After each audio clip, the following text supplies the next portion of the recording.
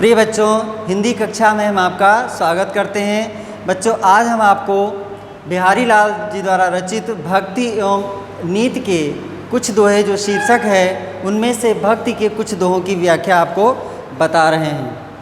पहला दोहा है, सोहत ओढ़े पीत पट श्याम सलोने गात, मनो नील मन शैल पर आतप परो प्रभात। तो पहले हम देखेंगे संदर्भ क्या होता है। प्रस्तुत दोहा या प्रस्तुत पद्यांश हमारी पाठ्यपुस्तक हिंदी के काव्यखंड से भक्ति एवं नीति शीर्षक से उद्धृत है और यह रीतकाल के प्रतिनिधि कवि बिहारी लाल जी द्वारा रचित बिहारी सतसई नामक ग्रंथ से अवतरित है। बच्चों, एक चीज़ आप ध्यान रखेंगे कि जो बोर्ड एग्ज़ाम में ये व्याख्या वाला प्रश्न होता है, ये 6 नंबर का होता है। 1 नंबर संदर्भ के लिए, 4 नंबर व्याख्या के लिए और 1 नंबर काव्यगत सौंदर्य के लिए निर्धारित होता है। जब आप संदर्भ भी लिखेंगे, व्याख्या भी लिखेंगे, काव्यगत सौंदर्य भी सही तरह से लिखेंगे, तब आपको पूरे नंबर मिल सकते हैं। तो पहले आप संदर्भ की आवश्यकता होती है, वो हमने आपको बता दिया। इसके बाद आप प्रसंग देखेंगे। प्रस्तुत दोहे में बिहारी लाल जी ने अपने आराध्य भगवान कृष्ण की वेशभूषा और उनकी सुंदरता पर प्रकाश डाला है। बिहारी लाल जी कहते हैं कि श्याम सलोने गात, सोहत ओढ़े पीत पर श्याम सलोने गात, यानी भगवान कृष्ण के सांवले शरीर पर, उनके सांवले और सुंदर शरीर पर उनका पीला वस्त्र बहुत ही अधिक शोभायमान होता है, या इस तरह शोभायमान हो रहा है मानो नीले मड़के पर्वत पर प्रभातकालीन सुनहरी किरणें पड़ रही हों। दूसरी पंक्ति में उन्होंने कहा, मनो नील मन शैल पर आतप परो प्रभात। व्याख्या एक बार पुनः सुनिएगा। कई बार बिहारी लाल जी कहते हैं कि भगवान कृष्ण के सांवले और सुंदर शरीर पर उनका पीला वस्त्र ऐसे शोभायमान हो रहा है मानो नीले मड़के पर्वत पर प्रभात काल की सुनहरी किरणें पड़ रही हों, यानी नीले मड़के पर्वत पर सुबह के समय की सूर्य की किरणें, जो सुनहरी किरणें होती हैं, वे पड़ रही हैं। इसके बाद काव्यगत सौंदर्य की बात करते हैं तो भाषा बच्चों इसमें ब्रज होगी। बिहारी लाल जी ने ब्रज भाषा में काव्य का सृजन किया है। इसमें आप साहित्यिक जोड़ सकते हैं, साहित्यिक ब्रज भाषा। शैली मुक्तक होगी। मुक्तक के साथ साथ आप चित्रात्मक भी लिखें, क्योंकि शब्दों के द्वारा बिहारी लाल जी ने एक सुंदर सा चित्र प्रस्तुत किया है, इसलिए मुक्तक के साथ साथ चित्रात्मक भी आप लिखेंगे।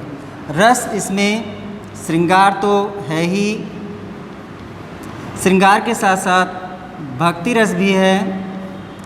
छंद, दोहा, गुण माधुर्य है, शब्द शक्ति, अभिधा एवं लक्षण।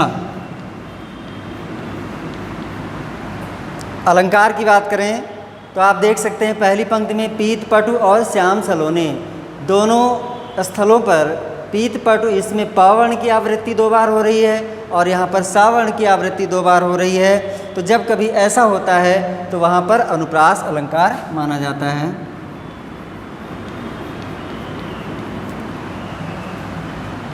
इसके बाद आप दूसरी पंक्ति में देखेंगे मनो शब्द आया है, तो आप इस शब्द से भी पहचान सकते हैं कि जब जहाँ पर किसी वर्णन में, छंद में मनु मानो, जन जानो, जानो मानो इत्यादि वाचक शब्द आते हैं तो वहाँ पर उत्प्रेक्षा अलंकार होता है। यहाँ पर उत्प्रेक्षा अलंकार माना जाएगा। और आप देखेंगे कि श्याम सलोने गात, यानी कृष्ण के सुंदर शरीर की कल्पना नीले मड़के पर्वत में की गई है और उनके पीले वस्त्रों की कल्पना आतप परो प्रभात, यानी प्रभातकालीन सुनहरी किरणों से की गई है। इसलिए यहाँ पर उत्प्रेक्षा अलंकार भी माना जाएगा। और अब आप देखेंगे अगला दोहा, अधर धरत हरिके परत ओठ दीठ पटजोत, हरित बांस की बांसुरी इंद्रधनुष रंग होत। यहाँ पर बच्चों संदर्भ तो पूर्वोक्त होगा, प्रसंग इसका उससे डिफरेंट होगा। यहाँ पर बिहारी लाल जी ने कृष्ण के होठों पर सजने वाली या कृष्ण जिस बांसुरी को अपने होठों पर रखकर बजाते हैं उसकी सुंदरता पर प्रकाश डाला गया है। इसके बाद देखेंगे व्याख्या। अधर धरत हरिके परत ओठ दीठ पटजोत।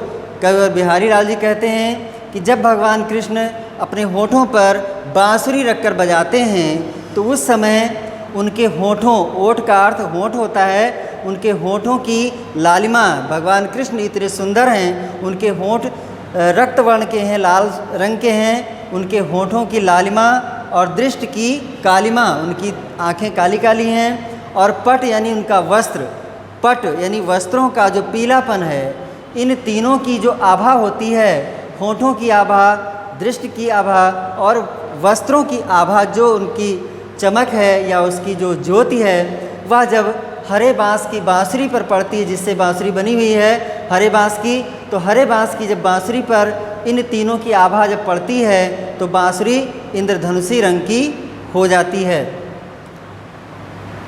फिर इसके बाद में काव्यगत सौंदर्य पर ध्यान देते हैं। भाषा बच्चों इसमें भी ब्रज है, शैली यहाँ भी मुक्तक और चित्रात्मक है, रस श्रृंगार और भक्ति है, छंद दोहा है, गुण माधुर्य है, शब्द शक्ति इसमें अभिधा है। यहाँ पर सीधा सा अर्थ ग्रहण हो रहा है, सीधा सा अर्थ निकल रहा है, इसलिए शब्द शक्ति अभिधा है। और अलंकार की बात करें तो अलंकार यहाँ पर उत्प्रेक्षा नहीं है, यहाँ पर केवल अनुप्रास अलंकार है, क्योंकि आप देख सकते हैं कि ओठ दीठ दोनों का अंतिम वर्ण एक ही है। जब कभी प्रारंभिक वर्ण, शुरुआत का जो वर्ण होता है वो एक जैसा होता है और या फिर अंतिम वर्ण एक जैसे होते हैं तो वहाँ पर अनुप्रास अलंकार होता है। तो बच्चों ये दोनों दोहों की व्याख्या है और मैं आशा करता हूँ कि आपने ठीक तरह से इसे समझा होगा। आप इसको देखें और समझ करके अपने शब्दों में व्याख्या करने का प्रयास करें। यदि आपको किसी तरह की कोई प्रॉब्लम आ रही है तो आप कमेंट ज़रूर करें, हमारा अगला वीडियो और भी अच्छा होगा। धन्यवाद।